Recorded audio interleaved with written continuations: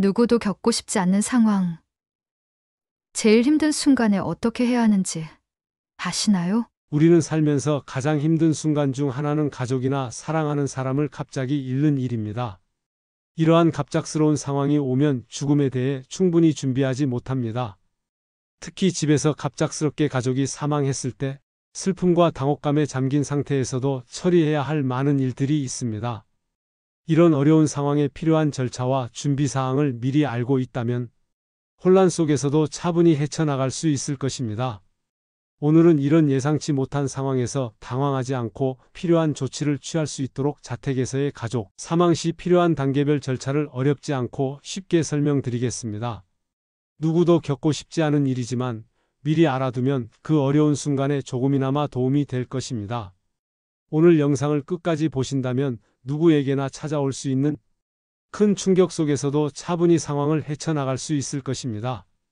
본격적으로 이야기를 하기 전 구독과 좋아요 부탁드립니다. 여러분들의 응원이 큰 힘이 됩니다. 그럼 지금부터 자세히 이야기해 드리겠습니다. 첫 번째는 사망 확인과 처음 해야 할 일에 대해 말씀드리겠습니다. 집에서 가족이 돌아가셨을 때 처음에는 너무 놀라고 슬퍼서 어떻게 해야 할지 막막할 수 있습니다.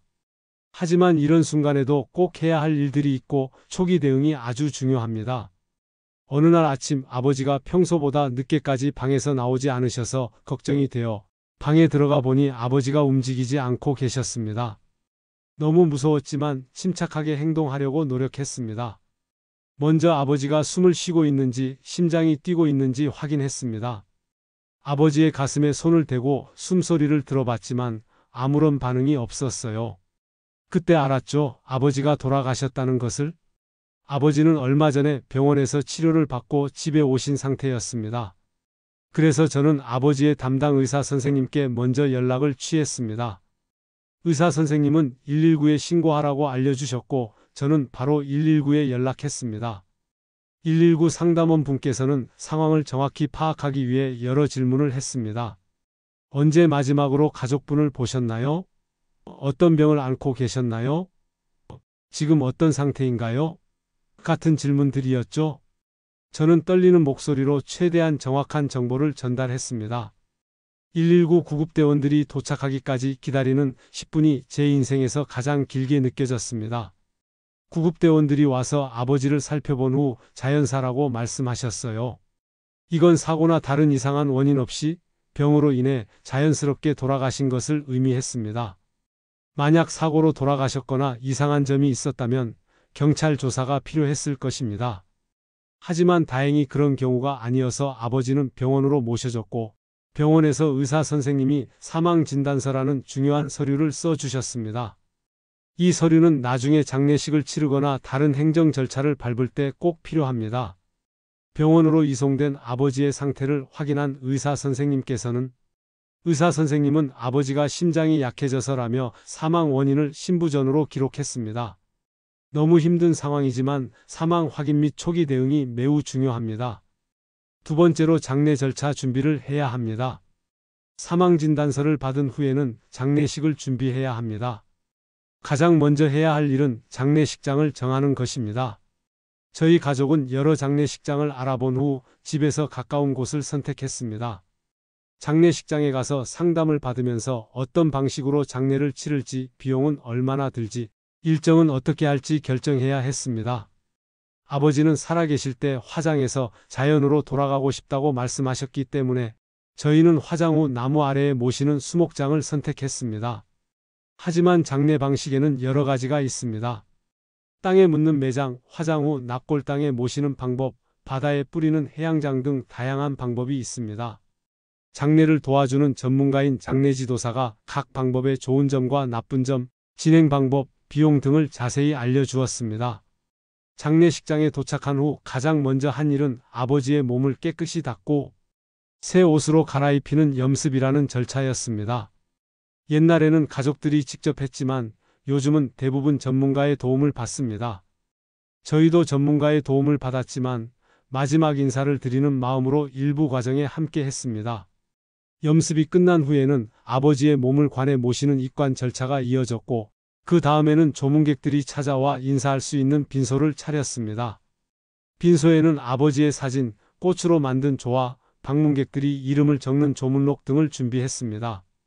특히 아버지의 사진은 가장 행복해 보이는 가족여행 때 찍은 사진을 선택했습니다. 장례식은 보통 3일 동안 진행하는 3일장이 많이 이루어집니다. 하지만 가족 상황이나 종교에 따라 하루만 하는 1일장이나 5일 동안 하는 5일장도 가능합니다. 저희는 3일장으로 결정했습니다. 일정이 정해지면 가족들은 돌아가며 빈소를 지키고 찾아오는 조문객들을 맞이합니다. 부고, 즉 돌아가셨다는 소식을 알리는 일도 중요했습니다. 친척, 친구, 직장 동료 등 누구에게 어떻게 알릴지 결정해야 했습니다. 저희는 가까운 친척들에게 먼저 전화로 알린 후 문자 메시지와 SNS를 통해 더 많은 지인들에게 소식을 전했습니다. 부고에는 아버지의 이름, 돌아가신 시간, 장례식장 위치, 발인 시간, 연락처 등의 정보를 담았습니다. 장례식 기간 동안 저희는 번갈아가며 빈소를 지키고 찾아오는 조문객들을 맞이했습니다. 조문객들은 저마다 아버지에 대한 추억을 이야기해 주었고 그 이야기들을 통해 제가 몰랐던 아버지의 모습을 알게 되기도 했습니다. 많이 슬펐지만 많은 분들이 아버지를 기억하고 존경한다는 사실이 큰 위로가 되었습니다. 장례 비용은 생각보다 많이 들었습니다.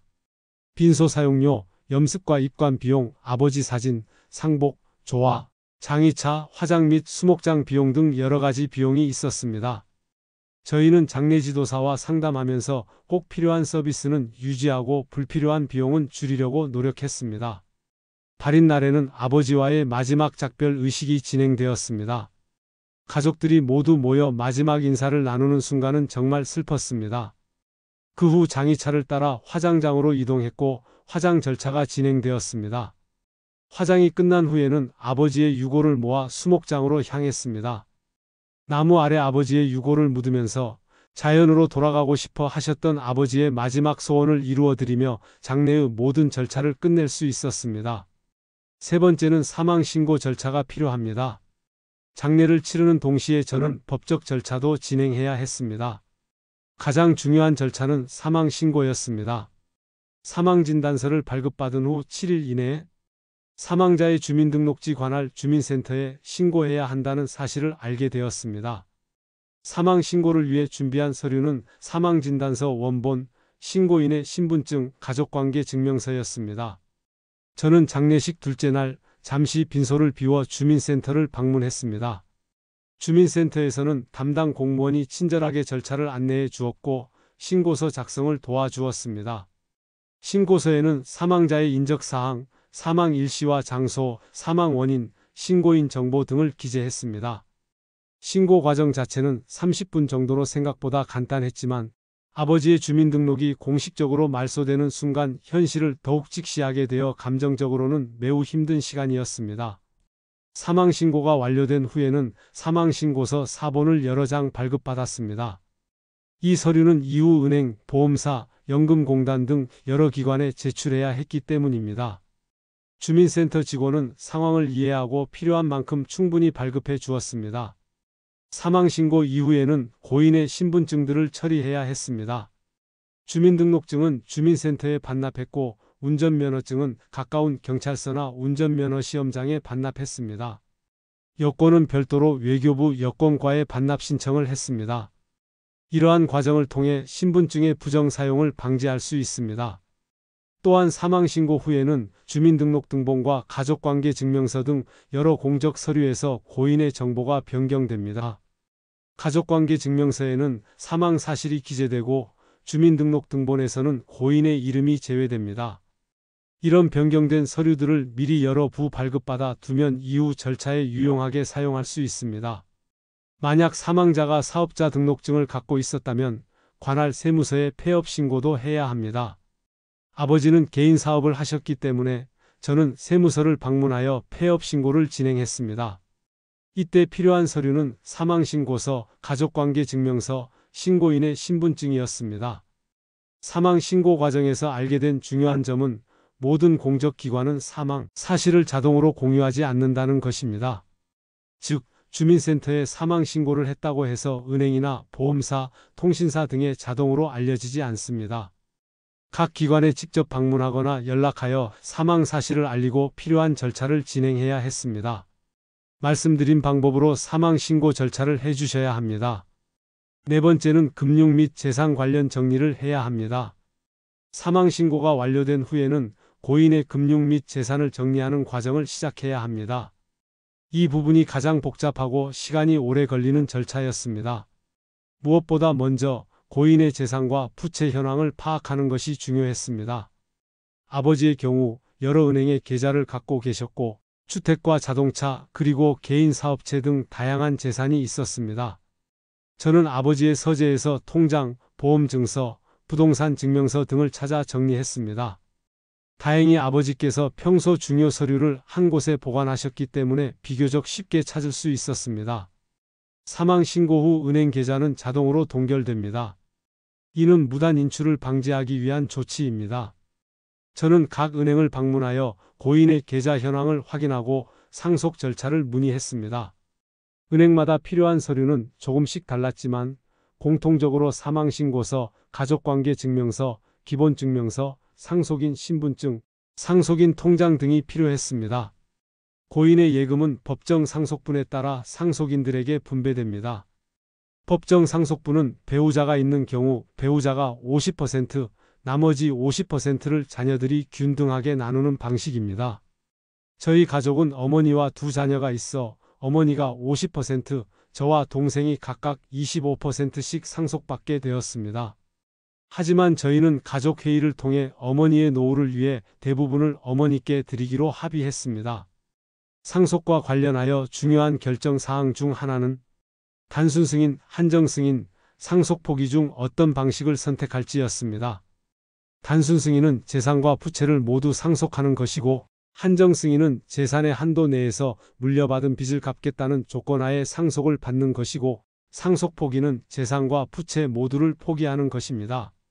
아버지의 경우 다행히 재산이 부채보다 많았지만 저희는 혹시 모를 숨겨진 부채가 있을 가능성을 고려하여 한정 승인을 선택했습니다. 한정 승인은 사망 사실을 안 날로부터 3개월 이내에 관할 법원에 신청해야 합니다. 저희는 법무사의 도움을 받아 필요한 서류를 준비하고 법원에 신청했습니다. 보험금 청구도 중요한 절차였습니다. 아버지는 생명보험, 암보험, 상해보험 등 여러 보험에 가입해 계셨습니다. 각 보험사에 연락하여 사망 사실을 알리고 보험금 청구 절차를 문의했습니다. 보험금 청구에 필요한 서류는 보험금 청구서, 사망진단서, 가족관계증명서, 기본증명서, 통장사본 등이었습니다. 각 보험사마다 요구하는 서류가 조금씩 달랐기 때문에 사전에 전화로 확인하는 것이 좋았습니다. 국민연금, 퇴직연금 등의 연금도 확인해야 했습니다. 저는 국민연금공단을 방문하여 유족연금 신청을 했습니다. 유족연금은 고인이 국민연금에 일정 기간 이상 가입되어 있었던 경우 유족에게 지급되는 연금입니다. 또한 아버지가 회사에 다니셨을 때 가입한 퇴직연금도 확인하여 청구 절차를 진행했습니다. 부동산이나 자동차 등의 재산은 소유권 이전 절차가 필요했습니다. 부동산의 경우 상속등기를 위해 법무사의 도움을 받았습니다. 상속등기를 하지 않으면 추후 부동산 매매나 담보대출 등이 불가능하기 때문에 반드시 진행해야 합니다. 자동차는 관할 차량등록사업소에서 이전 등록을 했습니다. 자동차 이전 등록 시에는 사망신고서, 가족관계증명서, 자동차 등록증, 신고인의 신분증 등이 필요했습니다. 이러한 재산 정리 과정에서 발생하는 상속세에 대해서도 알아보았습니다. 상속세는 상속받은 재산의 가액이 일정 금액을 초과하는 경우에만 부과됩니다.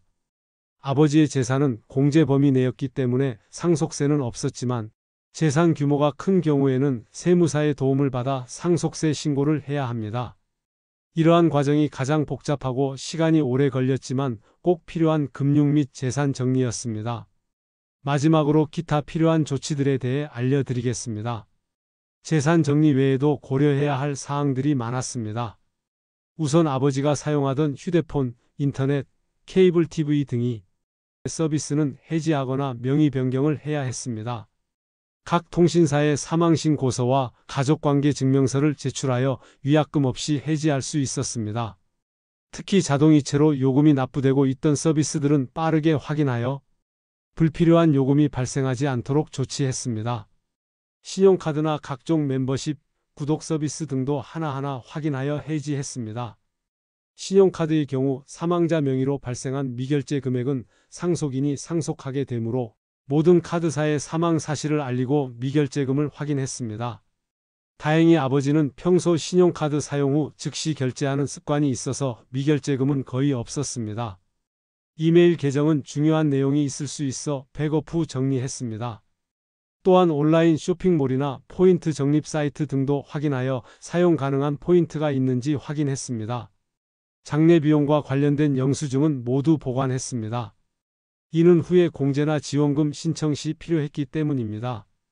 특히 국민건강보험공단에서는 사망자가 건강보험 가입자였던 경우 장례비를 지급하는 제도가 있어 필요한 서류를 준비하여 신청했습니다. 또한 직장에서 지급하는 조의금이나 단체보험 혜택도 확인하였습니다. 고인의 우편물이나 공과금 등의 처리도 필요했습니다. 우편물은 주소 이전 신청을 통해 새 주소로 배달되도록 했고, 공과금은 자동이체 계좌를 변경하거나 명의를 변경했습니다. 특히 재산세, 종합소득세 등 세금 관련 사항도 확인하여 체납되는 일이 없도록 했습니다. 가족의 사망 후에는 심리적 지원도 중요합니다. 저희 가족은 서로에게 위로가 되어주려 노력했지만 때로는 전문가의 도움이 필요하다는 것을 깨달았습니다. 지역 내 유족 지원 프로그램이나 상담 서비스를 찾아보았고 어머니께서는 몇 차례 상담을 받으셨습니다. 또한 비슷한 경험을 한 사람들의 모임에 참여하는 것도 도움이 된다는 것을 알게 되었습니다.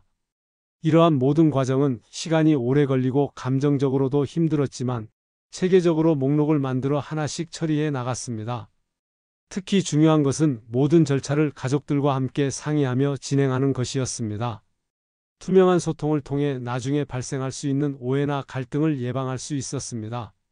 마지막으로 법적 분쟁을 예방하기 위해 아버지의 유언장이 있는지 확인했습니다. 다행히 아버지는 유언장을 남기셨고 그 내용에 따라 재산을 분배했습니다. 만약 유언장이 없었다면 법정 상속에 따라 진행했을 것입니다. 상속 과정에서 가족 간 의견 차이가 있을 수 있으므로 열린 마음으로 대화하며 합의점을 찾으려 노력하는 것이 중요합니다. 고인의 생전 모습과 추억을 간직하는 것도 중요한 과정이었습니다. 저희는 아버지의 사진과 영상을 모아 디지털 앨범을 만들었고 가족들이 함께 모여 추억을 나누는 시간도 가졌습니다. 이러한 활동은 슬픔을 이겨내고 고인을 긍정적으로 기억하는 데 큰 도움이 되었습니다. 지금 돌이켜보면 가족의 사망 후 필요한 조치들은 매우 복잡하고 다양했습니다. 하지만 각 단계를 하나씩 처리해 나가면서 고인에 대한 마지막 의무를 다하고 있다는 생각이 들었습니다. 비록 슬픔과 혼란 속에서 진행된 과정이었지만 이러한 경험을 통해 가족의 중요성과 삶의 유한함에 대해 더 깊이 생각하게 되었습니다. 가족의 죽음을 맞이하는 것은 인생에서 가장 힘든 경험 중 하나입니다. 저 역시 그 과정에서 많은 감정적 어려움을 겪었지만 동시에 꼭 해야 할 법적, 행정적 절차들을 진행해야 했습니다. 사망 확인부터 시작해 장례 준비, 사망 신고, 재산 정리까지의 모든 과정은 분명 부담스럽고 힘든 일이었습니다. 하지만 이러한 절차들을 하나씩 완료해 나가면서 고인에 대한 마지막 의무를 다하고 있다는 생각이 들었습니다. 특히 법적 절차를 제때 처리하지 않으면 나중에 더 큰 어려움을 겪을 수 있다는 점을 깨달았습니다. 상속 문제로 가족 간 갈등이 생기는 경우도 많은데 이를 예방하기 위해 투명하고 공정한 방식으로 진행하려 노력했습니다. 지금 이런 상황에 처해 있는 분들께 말씀드리고 싶은 것은 비록 힘들더라도 한 단계씩 차분히 진행하는 것이 중요하다는 점입니다. 주변의 도움을 적극적으로 요청하고 필요하다면 전문가의 조언을 구하는 것도 좋은 방법입니다. 장례 지도사, 법률 전문가, 세무사 등의 도움을 받으면 더 수월하게 진행할 수 있습니다. 또한 이런 과정에서도 자신의 감정을 돌보는 것이 중요합니다. 슬픔을 제대로 표현하고 애도하는 시간을 갖는 것이 장기적으로는 더 건강한 방법입니다. 필요하다면 심리 상담이나 유족 모임 등을 통해 정서적 지지를 받는 것도 고려해 볼 수 있습니다. 마지막으로 이러한 정보를 미리 알아두고 가족들과 공유하는 것이 좋습니다. 누구에게나 언젠가는 맞이할 수 있는 상황이기에 사전에 준비하고 가족 간에 의논해두면 그 힘든 순간에 조금이나마 도움이 될 것입니다. 고인을 기억하고 존중하는 마음으로 남은 가족들이 새로운 일상으로 돌아갈 수 있도록 서로 돕고 이해하는 것이 중요합니다. 이 어려운 시간을 지나며 배운 교훈과 고인의 소중한 기억을 간직하며 앞으로 나아가길 바랍니다. 오늘도 긴 영상을 시청해 주셔서 감사합니다.